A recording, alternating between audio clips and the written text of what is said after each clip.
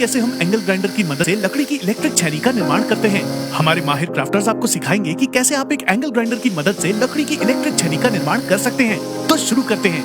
सबसे पहले लोहे की शीट पर लगे निशानों को काट लीजिए। अब इस लोहे के टुकड़े पर निशान लगा लीजिए।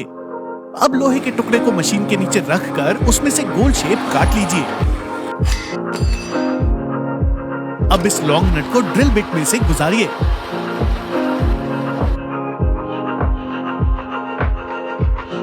अब स्टील रॉड लेकर उसे ड्रिल बिट में से गुजारिए।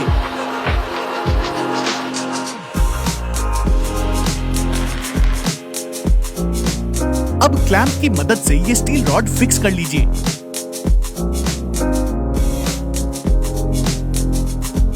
अब स्टील बोल्ट को तब तक गर्म कीजिए जब तक वो लाल ना हो जाए और फिर उसे तेल में डुबो दीजिए।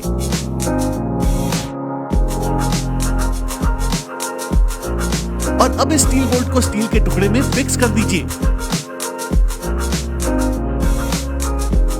औजार की मदद से एक बार रिंग खोलिए।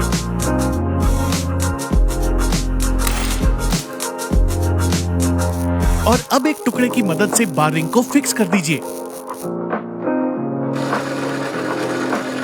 अब मशीन की मदद से इस बार रिंग के अंदर छेद बनाइए।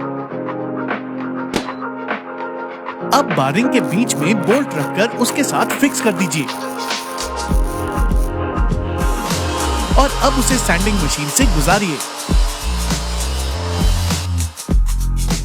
और अब उस पर पीला रंग स्प्रे करना शुरू कीजिए।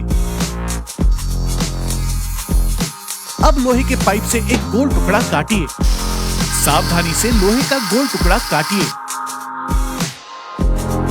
और अब लोहे के गोल टुकड़े को एंगुलर ग्राइंडर पर रखकर उसे सही आकार दीजिए।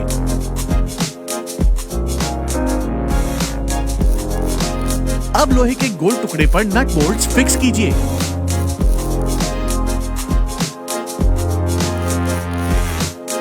और अब ये तैयार किए हुए लोहे के गोल टुकड़े को लोहे के टुकड़े पर रखिए। अब बोल्ट से स्टील नट निकाल लीजिए और इस लोहे के टुकड़े को एंगल ग्राइंडर पर फिक्स कर दीजिए। अब एक स्टील रॉड लेकर उसमें लॉन्ग नट डालिए। अब इस स्टील रॉड पर निशान बनाकर निशान वाला हिस्सा काट लीजिए और अब इस स्टील रॉड को छेनी से जोड़ लीजिए।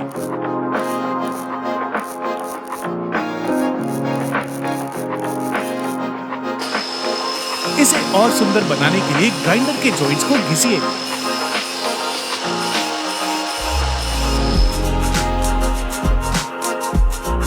अब स्टील रॉड से स्टील नट निकाल लीजिए और अब स्प्रिंग और दूसरे हिस्से लगाइए। अब स्टील रॉड में स्टील नट डालिए और अब इस तैयार की हुई छेनी के हिस्से को लोहे के टुकड़े से फिक्स कीजिए। इस लोहे के टुकड़े पर अतिरिक्त हिस्से को निशान लगाकर उसे सावधानी से काट लीजिए।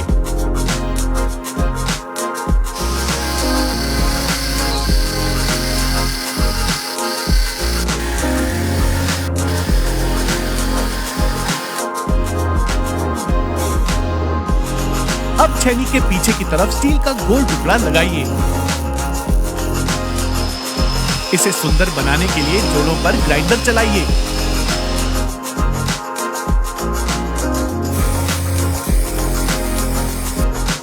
अब इसे एंगल ग्राइंडर पर फिक्स कर दीजिए। चलिए देखते हैं कि हमारी नई बनी लकड़ी की इलेक्ट्रिक छेनी कैसे काम कर रही है। वाह, जरा देखिए तो हमारी लकड़ी की इलेक्ट्रिक छेनी कितना बढ़िया काम कर रही है।